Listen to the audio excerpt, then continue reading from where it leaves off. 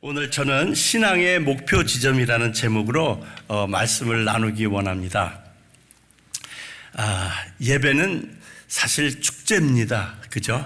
하나님 품 안에서 자유해야 돼요. 주의 영이 계신 곳에 자유함이 있다고 했습니다. 우리 팔을 한번 이렇게 벌려보시죠. 네. 옆에 분 한번 이렇게 만져주시고요. 네. 편안한 마음으로 우리 하나님 앞에 나가서 하나님께서 마음껏 만져주시고 어루만져 주시는 그런 참 치유의 시간이 되기를 원합니다. 바다에 표류해서 며칠 동안이나 표류하다 보니까 물도 다 떨어지고 목이 말라서 그렇게 고생하던 사람들이 있었습니다. 며칠을 물을 못 마시다가 어떤 배를 만나게 되었어요. 그 배를 만나자마자 나에게 물을 좀 주시오 그랬어요. 그랬더니 그 사람의 대답이 뭐였는지 아십니까? 아래에 물이 있으니 떠마시시오 하는 것이었습니다. 그래서 바닷물을 못 마십니다 그랬더니 그냥 잔소리 말고 마시십시오 그래요. 그래서 물을 이제 내려서 물을 떠서 마셔보니까 물이 기가 막히게 맛있는 물이에요. 왜 그랬을까요? 그림 한번 보여주시겠습니까? 이렇게 강과 바다가 만나는 지점이 있습니다. 바다에서 표류하다가 강으로 들어선 거를 모르고 계속해서 목말라서 그렇게 지냈던 것이었습니다. 여러분, 우리 신앙이 이와 같지 않습니까? 많은 분들이 바다에서 이미 강으로 들어섰는데도 아직도 목말라하고 아직도 힘들어하고 아직도 괴로워하는 일들이 많이 있습니다. 우리 두레방만 내리면 바로 그 밑에는 그 생명물이 그냥 정말 헤아릴 수 없는 은혜의 강물이 있는데 그 강물을 떠마시면 되는데 그것을 못 마시고 목말라 하는 사람들이 참 많이 있습니다. 그리스도인들 가운데 그런 분들이 참 많이 있는 것을 저는 봅니다. 여러분, 예수님은 우리의 생수가 되십니다. 예수님께서 말씀하시기를 내가 주는 물을 먹는 자는 영원히 목마르지 아니하리라 그러셨습니다. 그 말씀 성경에 있는 거 아시죠? 너무 당연해서 올리지도 않았어요. 그 말씀은 예수님의 말씀입니다. 내가 주는 물을 마시는 자는 영원히 목마르지 않으리라 했습니다.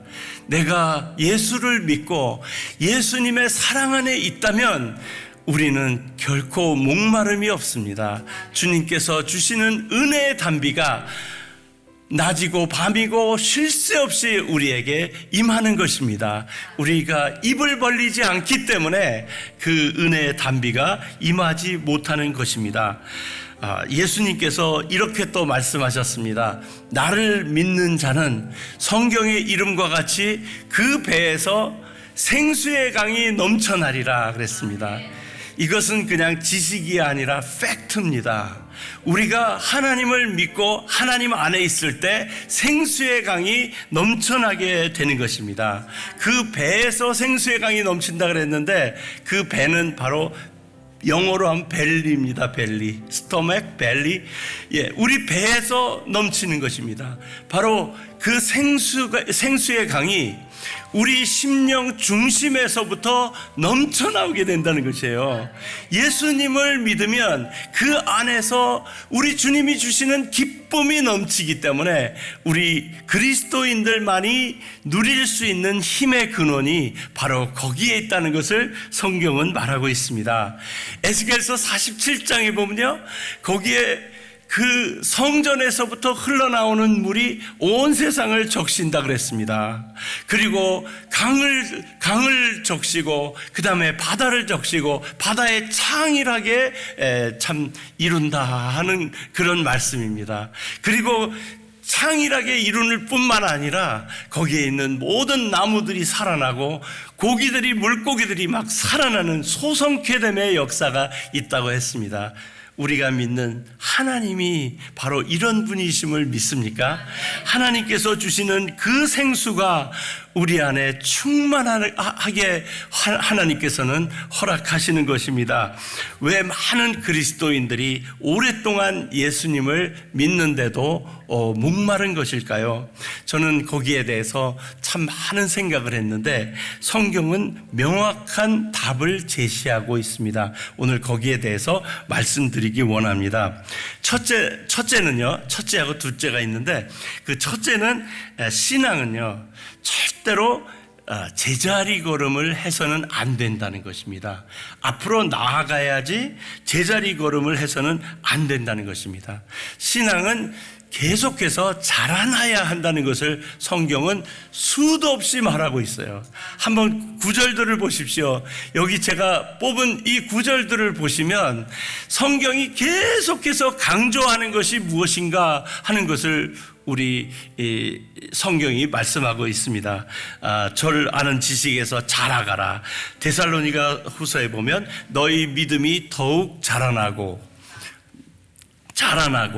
베드로전서에 보면 너희 구원에 이르도록 자라게 하려 함이라. 골로새서 1장 6절에 보면 열매를 맺어 자라는도다. 고린도전서 3장 6절에 보면 나는 심었고 아볼로는 물을 주었으되 오직 하나님은 자라나게 하셨으니 그랬습니다. 우리를 계속 자라나게 하시는 하나님이시라는 것입니다. 이 목마름의 원인은 내가 자라나지 않았기 때문이라는 것을 성경은 계속해서 말하고 있습니다. 저희 손자가 지금 태어난 지 3개월 조금 넘었는데요. 물을 못 마시더라고요. 얘가 물을 못 마셔요. 오직 젖밖에 못 마셔요. 그런데 나는 얼마나 이 물을 콸콸콸콸 마시는가 막 생각하니까 정말 사람은 자라나야 되는구나. 이렇게 장성하고 자라날 때 하나님 말씀도 쭉쭉 빨아들이고 기도도 성령 충만하게 하고 막 복음을 전하고 이렇게 활동성 있는 하나님의 그 제자가 되는 것입니다. 성경에 나오는 4가지 밭의 얘기를 잘 아시죠? 어떤 씨 뿌리는 사람이 뿌릴새, 어떤 것은 길가에 떨어지고, 어떤 것은 바위 위에 떨어지고, 어떤 것은 가시떨기에 떨어지고, 어떤 것은 옥토에 떨어졌다 하는 그 얘기 너무 많이 들으셨죠? 한 1000번은 들으셨을 거예요. 그 말씀, 그래서 떨어져서 30배, 60배, 100배의 결실을 하느니라 그랬습니다. 근데 그 말씀은 실과 과실, 열매에 포커스를 두는 것이 아닙니다. 자라남에 포커스를 두는 것입니다. 열매를, 자라나지도 않은 사람이 열매를 맺을 수가 없습니다. 자라나야 합니다. 자라나기만 하면 자기도 모르게 저절로 열매는 맺히게 되어 있는 것입니다. 아멘? 자라나야 합니다. 그것은 내가 할 일이에요. 내가 계속해서 자라나려고 애쓸 때 나는 커 있는 내가 어떤 시험과 어떤 환란을 만나도 싹싹 넘어가게 되는 것입니다. 제가 그래서 굉장히 중요한 그림 하나를 보여드리기 원합니다. 이 그림 이름은 Will Life입니다. 잘 아시겠죠? Will Life. 이 바퀴는요, 우리 인생의 바퀴입니다. 가운데가 예수 그리스도시고요, 예수님을 중심으로 기도와 말씀, 그죠? 영적인 기도와 말씀, 그 다음에 옆으로는 교제와 전도입니다. 이것이 밸런스를 잘 맞춰야 됩니다. 신앙이 제대로 되기 위해서는 이 밸런스가 잘 이루어져야 합니다. 그런데 나는 기도만 열심히 하고 나는 말씀은 안 읽거나 그러면 바퀴가 찌그러지게 됩니다. 그죠? 바퀴가 찌그러지게 되면 인생이 꼬이게 되는 것입니다. 근데 그보다 더 중요한 사실이 있습니다. 사이즈입니다. 사이즈가 작잖아요. 기도를 조금 하고 말씀을 안 읽고 막 이러면 바퀴가 조그말 수밖에 없어요. 내 인생의 믿음의 바퀴가 작을 수밖에 없습니다. 그럼 그 옆에 있는 그림처럼 이렇게 인생이 구덩이를 만났을 때 구덩이에 폭 빠져서 헤어나오지를 못하는 것입니다. 그래서 작은 시험에도 넘어지고 쓰러지고 헤어나오지 못하는 이유가 바로 이 바퀴의 사이즈에 다 달려 있다는 것입니다. 바퀴가 크면요, 기도도 열심히 많이 하고 말씀도 많이 하고 교제와 증거 열심히 그렇게 사는 사람은 바퀴가 그냥 커 있어요. 그러면 어떤 구덩이를 만나도 그냥 쑥쑥 넘어가는 것입니다. 저는 사람을 보면 바퀴를 봅니다. 이 사람 바퀴는 왜 이렇게 작아? 이분은 정말 바퀴가 크다. 이분은 그냥 걱정 안 해도 되는 사람이다 하는 그런 바퀴의 사이즈가 보입니다. 그것이 첫 번째였고요.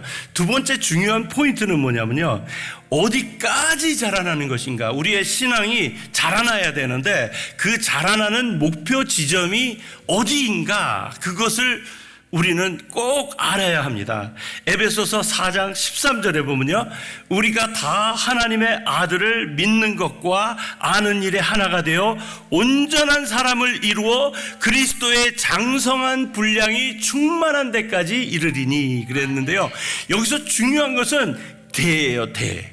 장성한 분량이 충만한 데까지 이르러. 그 장소가 어디일까요? 성경 공부를 많이 하면 될까요? 기도를 많이 하면 될까요? 봉사를 많이 하면 될까요? 아닙니다. 그런 행위를 말하는 것이 아니라 신앙의 품성을 말하는 것입니다. 신앙의 품성이 자라나야지 그런 행위만 열심히 자라나서 우리의 믿음이 강해지는 것, 자라나는 것이 아니라는 것입니다. 그래서 여기까지 저는 이 서론이었고요. 이제부터 진짜 그 장소, 그 믿음의 목표 지점을 알려드리고 싶습니다. 7가지인데요. 이 7가지 목표 지점에 대해서 우리 성도님들께서 확실하게 가지시고 그 목표를 향하여 나아가시는 성도님들이 됐으면 좋겠습니다. 이해를 돕기 위해서 그 성경을 지금 피셔서 보시면서 들으셔도 좋습니다. 그 골로새서 1장입니다. 이 골로새서는요, 제가 알기로 골로새 교회는 바울이 한 번도 가본 적이 없는 곳입니다. 한 번도 가본 적이 없어요. 그래서 1장 8절인가 9절인가 거기에 보면 7절에 보면요, 에바브라라는 사람이 만들었어요. 골로새 교회는 에바브라라는 사람이 만들었는데, 바울은 감옥에서 그 교회의 소식을 듣고 계속해서 그 교회를 위해서 기도하다가 이 편지를 쓰며 이 편지에 그리스도인의 삶에 있어서 가장 중요한 7가지의 모습을 이제 편지로 보낸 것입니다. 그 내용이 바로 1장 9절에서 12절까지 있는 내용입니다. 그래서 이 6절에 보면요, 이 복음이 이미 너희에게 이름에 너희가 듣고 참으로 하나님의 은혜를 깨달은 날부터 너희 중에서와 같이 또한 온 천하에서도 열매를 맺어 뭐라고요? 잘하는도다. 너희가 잘하고 있구나. 바울은요, 교회가 어떻게 운영되고 있고 뭐 몇 명이 나오고 그것이 중요한 게 아니라 믿음이 자라나고 있구나, 거기에만 관심이 있다는 것입니다. 그래서 이것이 바울의 기도예요. 골로새 교회를 향한 기도입니다. 한번 생각해 보십시오. 바울이 골로새 교회를 위해서 기도할 때 그 얼마나 가슴 절절히 나오는 기도를 했을까요? 다른 얘기로 하면 부모가 자식을 위해서 기도할 때 자식이 가장 어떤 모습이 됐으면 좋겠다 하는 그런 바람이 있을 겁니다. 그런 어떤 기준이 있을 겁니다. 어떤 스탠다드가 있으리라 생각합니다. 너는 이렇게 돼야 한다, 너는 이렇게 살아야 한다 하는 그런 스탠다드를 말하는 것입니다. 그것이 바로 이 바울의 7가지 기도였습니다. 이 7가지 바울의 기도는 오늘날 우리의 신앙생활에 있어서 어떤 목표 지점이 될 것입니다. 바울이 골로새가 이렇게 됐으면 좋겠다고 하는 것은 우리 모든 그리스도인이 이렇게 됐으면 좋겠다는 목표 지점을 제시하는 것입니다. 그래서 저는 이 구절이 참 중요한 구절이라고 생각합니다. 그 어디에도 없습니다. 자라나라, 장성한 분량이 충만한 데까지 가라 하면 그 충만한 데가 어디인가 도대체? 기도를 많이 하는 것인가? 뭐 선교를 하는 것인가? 뭐 여러 가지로 생각할 수 있는데 그것을 가장 잘 정리해 놓은 곳이 바로 이 골로새서 1장 9절에서 12절의 말씀이 될 것입니다. 그래서 이 7가지에 대해서 제가 오늘 간단하게 말씀을 드릴 테니까 이 7가지 제목을 꼭 외우시기 바랍니다. 제가 이따 축도하고 나서 저 앞에 가서 한 분 한 분에게 물어볼 텐데요. 그때 다 이걸 대답하실 수 있으면 좋겠습니다. 못 대답하시면 다시 들어가십시오. 그럴지도 몰라요. 네, 그래서 첫 번째는 지혜입니다. 그 9절에 보면요, 모든 신령한 지혜와 총명에 하나님의 뜻을 아는 것으로 채우게 하시고 지혜를 구하라는 것입니다. 그런데 잘 이 9절을 보면요, 지혜라는 것이 바로 영적인 지혜를 말합니다. 세상의 지혜가 아닌 영적인 지혜. 거기 있죠? 신령한 지혜라고 이렇게 되어 있습니다. 신령한 지혜와 총명을 구하라는 것입니다.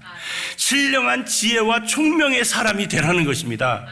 그런데 그 구절을 자세히 보면요, 이 신령한 지혜를 통하여 무엇을 얻게 되는가, 무엇을 갖게 되는가 하는 것이 나와 있습니다. 그것은 뭐냐면 하나님의 뜻을 아는 것입니다.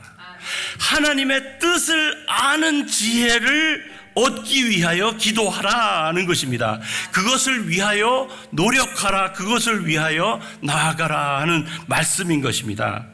그래서 제가 어떤 얘기를 하나 드린다면요, 실제로 있었던 일인데 한국에서 어떤 여자 젊은 처녀 여자 선교사가 있었습니다. 그분이 이제 인도를 선교하기 위해서 신학과 언어 훈련을 마쳤어요. 그래서 이제 선교지로 막 가려고 그러는데 언니가 갑자기 병으로 세상을 떠났습니다. 그리고 며칠 후에 그 형부까지 세상을 떠났어요. 그래서 그 언니가 키우던 3명의 아들과 1명의 딸, 4명의 자녀들을 자기밖에 맡아서 키울 사람이 없어요. 그래서 고민을 하다가 선교센터에 연락을 했습니다.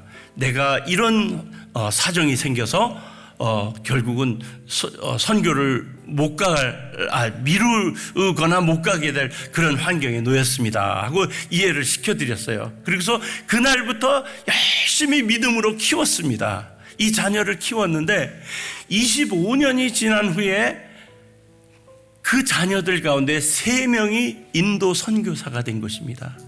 그리고는 그 선교센터에 연락을 해서 하나님께서 25년 만에 3배로 선교사를 키우셨습니다. 이것이 하나님의 뜻이었군요 하더라는 것입니다. 저는 소름 끼쳐요. 그 얘기를 들을 때 우리가 하나님의 뜻에 대해서 얼마나 민감해야 하는가. 때로는 이해 못할 일이 많지만 그 모든 일들 속에 하나님의 뜻이 있고 계획이 있다는 것을 우리는 알아야 합니다. 그것을 알게 하는 기관, 그것이 바로 지혜라는 것입니다. 우리는 지혜를, 영적인 신령한 지혜를 위해서 기도해야 합니다. 두 번째는요, 순종입니다. 주께 합당히 행하여 범사에 기쁘시게 하고 그랬습니다. 그래서 신앙은요, 내 뜻과 하나님의 뜻의 싸움이라고 생각합니다. 내 원대로 마옵시고 아버지 원대로 되기 원하나이다. 이것이 신앙이라고 저는 믿습니다. 그래서 하나님을 기쁘게 하는 뜻이 무엇일까 하는 그것을 우리는 잘 생각해서 내 뜻을 내려놓고 하나님의 뜻을 따를 수 있어야 합니다. 그래서 순종은 훈련을 통하여 이루어집니다. 내 뜻을 내려놓는 훈련, 그것을 통해 순종이 이루어지게 되는 것입니다. 그런데 이 구절을 잘 보면요, 이런 게 있어요. 순종을 잘하면 어떻게 된다고 되어 있습니다. 어떻게 된다고 되어 있죠? 하나님이 기쁘시게 된다는 거예요. 하나님은 순종하는 자를 기뻐하신다는 것입니다. 우리가 말씀대로 살게 될 때 하나님이 기뻐하시게 된다는 것입니다. 세 번째는 열매입니다. 모든 선한 일에 열매를 맺게 하시며 그랬습니다. 이 열매는 가장 중요한 것은 선한 일에 대한 열매를 말하는 것입니다. 이 열매는 하나님이 드시라고 우리가 맺는 것입니다. 그죠? 하나님 입에 들어가는 것이 바로 열매입니다. 그 열매는 선한 일에 대한 열매라는 사실을 말하고 있습니다. 열매에 대해서는 우리가 설교를 많이 들었기 때문에 잘 아시겠지만 하나님 앞에 좋은 열매를 맺기 위하여 우리가 항상 기도하고 노력하는 것 중요합니다. 그것을 위해서 기도해야 합니다. 네 번째는 성장입니다. 이거 최효성 목사님이 드시던 건데 일부 예배. 네 번째는 성장입니다. 하나님을 아는 것에 자라게 하시고 그랬습니다. 여기서 중요한 것은 뭐냐면요, 하나님을 아는 것에 자라야 된다는 것입니다. 하나님에 대해서 아는 것이 아니라 하나님을 아는 것입니다. 예수님의 제자들을 볼 때 3년이나 예수님과 함께 있어도 하나님을 알지 못했습니다. 예수님으로부터 많은 말씀을 배울 수 있었을지는 몰라도 예수님을 아는 것은 그들은 실패했던 것입니다. 베드로는 예수님과 눈이 마주치고 통곡을 했습니다. 그때가 아마 베드로가 하나님을 알게 되는 시점이 아니었나 합니다. 그래서 점점 하나님을 알기 원합니다. I want to know you. I want to know you. 하나님을 경험하는 것입니다. 하나님을 경험하기 위하여 어떤 지식을 쌓는 것이 아닌 하나님을 경험하기 위하여 우리는 노력하고 기도해야 될 줄 압니다. 예레미야서 9장 24절에 보면요, 자랑하는 자는 이것으로 자랑할지니 곧 명철하여 나를 아는 것과 나 여호와는 인애와 공평과 정직을 땅에 행하는 자인 줄 깨닫는 것이라. 나는 이 일을 기뻐하노라 여호와의 말이니라 했습니다. 하나님을 아는 것, 나를 아는 것을 나는 가장 기뻐한다. 네가 내 마음을 이해하고 내 계획을 이해하고 그 모든 나의 마음에 그 안테나를 세워서 그 나의 마음을 알려고 하는 모든 삶을 통해서 이해하지 못하던 하나님을 점점 알아나가는 그 성장, 그것을 위해서 우리는 기도해야 되는 것입니다. 다섯 번째는 능력입니다. 그 영광의 힘을 쫓아 모든 능력으로 능하게 하시며 우리에게 필요한 것이 능력입니다. 오늘날 우리 주위에 수없이 많은 어려움에 있는 사람들, 하나님을 알지 못하는 사람들, 많은 사람들에게 우리의 지식과 우리의 인격을 가지고 나아가기 힘듭니다. 오직 하나님이 도와주셔야 합니다. 그래서 이 능력에는, 이 말씀을 볼 때 능력에는 그 영광의 힘을 쫓아 오시는 능력이라고 그렇게 되어 있습니다.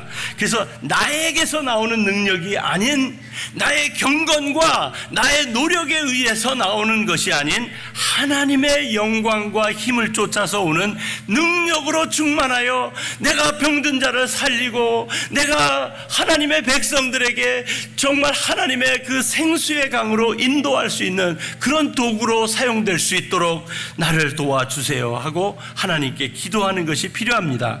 빌립보서 4장 13절에 보면요, 내게 능력 주시는 자 안에서 내가 모든 것을 할 수 있느니라. 너무 잘 아시죠? 이 말씀요. 내게, 여기는 없지만 내게 능력 주시는 자 안에서, 하나님은 나에게 어떤 분이라고요? 능력을 주시는 분이라고 하셨습니다. 능력 주시는 자 안에서 나는 모든 것을 할 수 있다고 고백할 수 있는 것입니다. 그래서 능력을 구하라 하는 거. 여섯 번째는 인내입니다. 기쁨으로 모든 견딤과 오래 참음에 이르게 하시고 그랬습니다. 이것을 한마디로 하면 인내죠. 당시에 그 많은 핍박과 고난이 있었습니다. 그런 어떠한 고난 속에서도 인내하는 믿음을 갖게 해달라고 기도하라는 것입니다. 그런데 여기에 중요한 포인트 하나는 뭐냐면 정말 이를 갈면서 인내하는 것이 아니라 기쁨으로, 그죠? 거기 나오죠? 기쁨으로 모든 견딤과 오래 참음에 이르게 하라는 것입니다. 이 기쁨은 위로부터 옵니다. 하나님만이 주실 수 있는 것입니다. 하나님이 기쁨을 주실 때 순교대 앞에서도 웃으며 찬송하며 갈 수 있는 것이 바로 이 기쁨의 능력인 줄 믿습니다. 2022년에 기독교인 전 세계의 박해 인구가 몇 명이었는 줄 아십니까? 3억 6천만 명입니다. 무려 3억 6천만 명이 기독교인 전 세계의 박해 인구 숫자입니다. 박해 그 수준이 제일 높은 국가가 76개국입니다. 살해된 기독교인 수가 5,898명입니다. 바로 오늘까지요. 5,898명이고 체포 및 구금이 6,175명입니다. 그렇게 쫙 하면 3억 5천이 넘는 사람들이 고난 가운데, 고통 가운데 살고 있는 것입니다. 그러나 그 어떤 고통이 와도 감사하고 그것을 능히 이겨낼 수 있는 것은 하나님이 주신 이 기쁨의 힘이라 믿습니다. 그래서 기쁨으로 인내하게 하시고 끝까지 주님 앞에 서는 그날까지 나는 믿음으로 살겠습니다. 우리는 그 인내를 위해서 기도해야 될 줄 압니다. 마지막 7번째는 감사입니다. 우리로 하여금 빛 가운데서 성도의 기업의 부분을 얻기에 합당하게 하신 아버지께 감사하게 하시기를 원하노라. 무엇을 감사하라고요? 우리가 하나님의 기업의 부분이 되었다는 것입니다. 하나님의 비즈니스 안에 우리가 그 일부분이 되었다는 사실에 대해서 감사하라는 것입니다.